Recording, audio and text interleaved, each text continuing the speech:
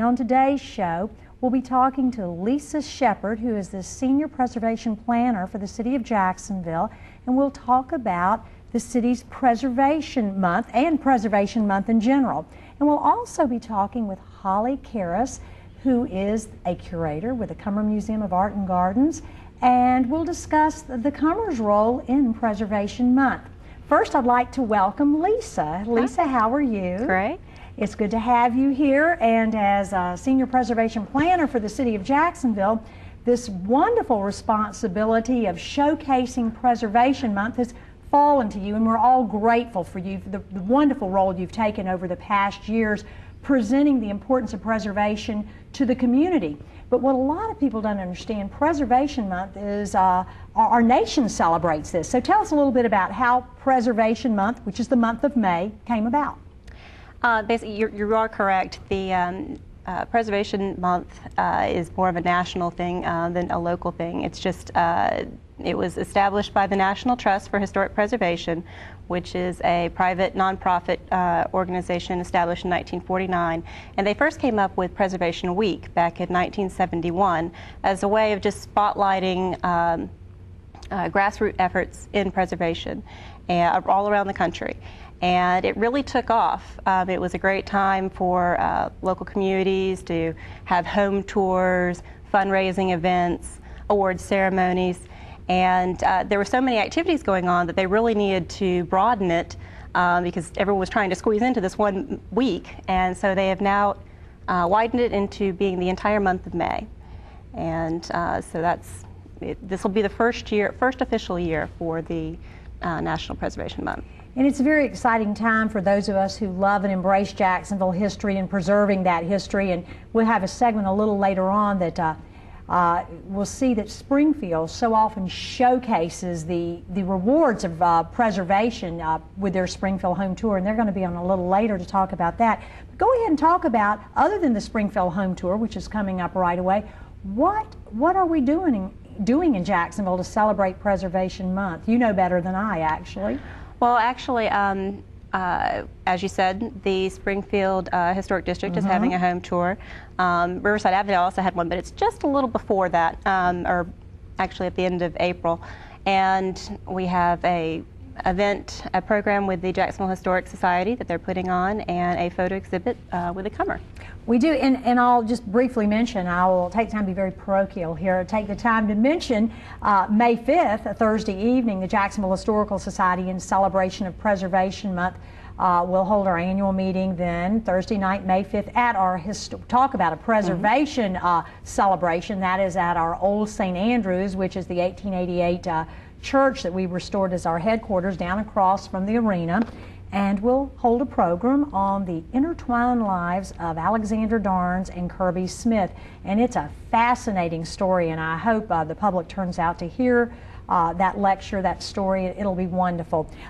But one of the huge events during Preservation Week, of course, is the Cummer Museum of Art and Gardens exhibit.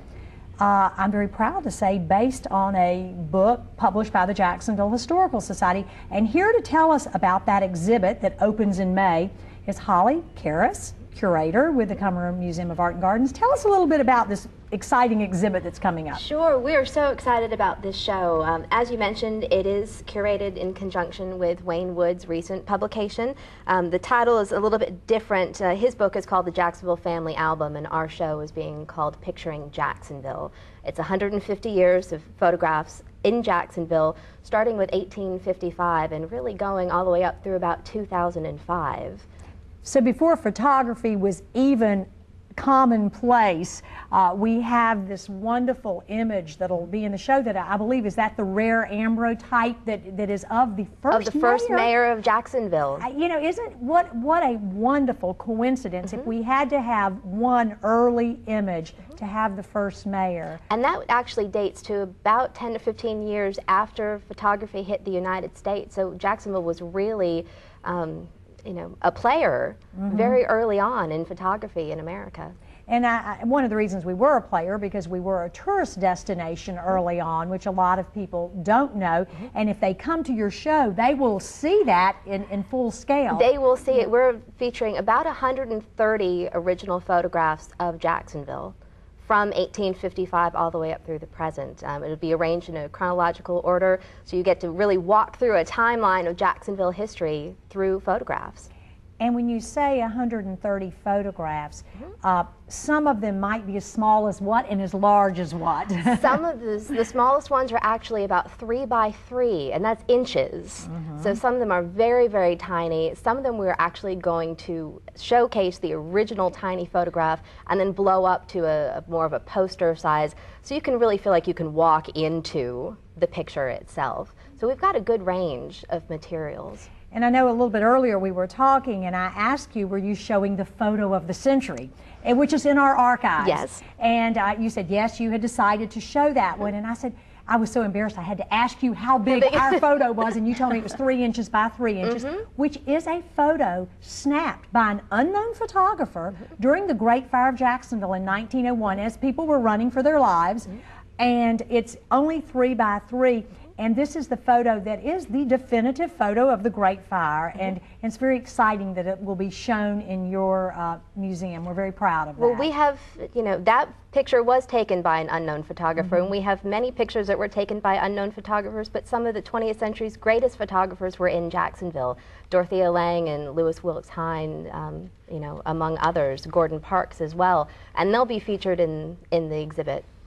And speaking of some great photographers, we had a great amateur photographer, a woman, living in Jacksonville, Florida, by the name of Leah Marie Cox.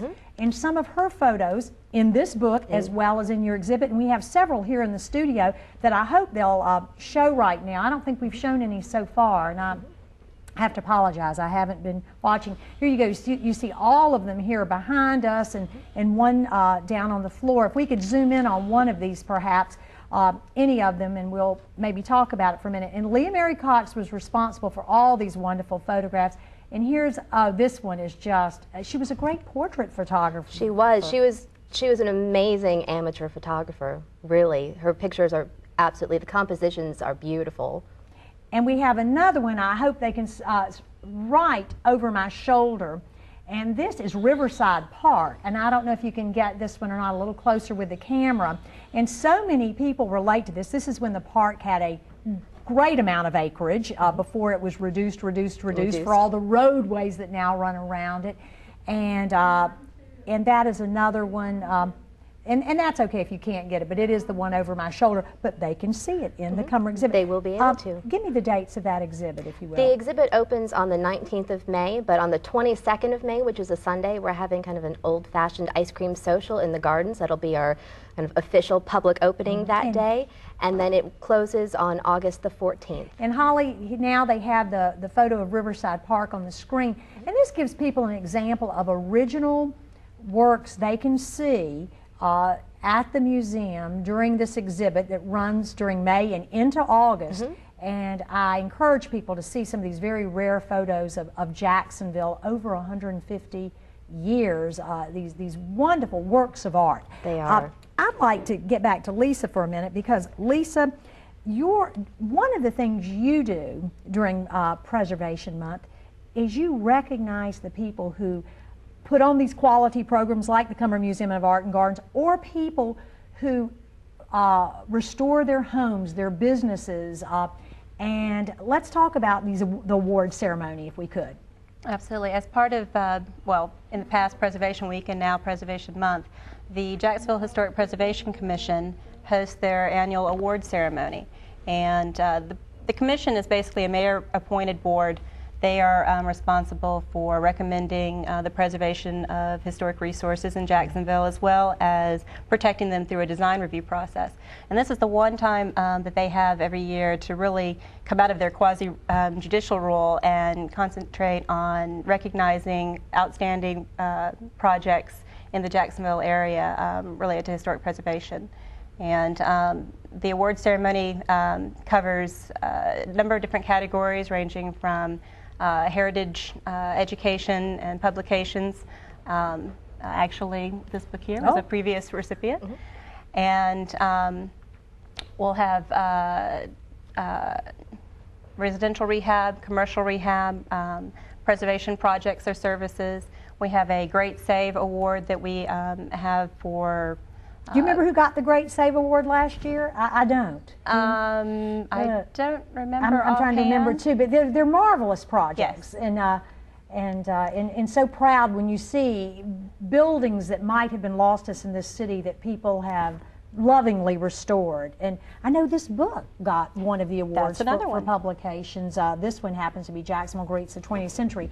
So book awards, building awards, and in fact, let's take a look at some of the before and after shots of buildings that have gotten awards. I think last year, these are all last year's winners. Yes, we're still taking nominations right now for this year's. But, and when is the award ceremony this year? Now that May 18th. That shows one of the books that's gotten an award in the past, the architecture of Henry John Clouthier, and of course that building has gotten an award too. That was a masterful restoration. If we look on down the list of some of the restorations, here's one. Lisa, what is that?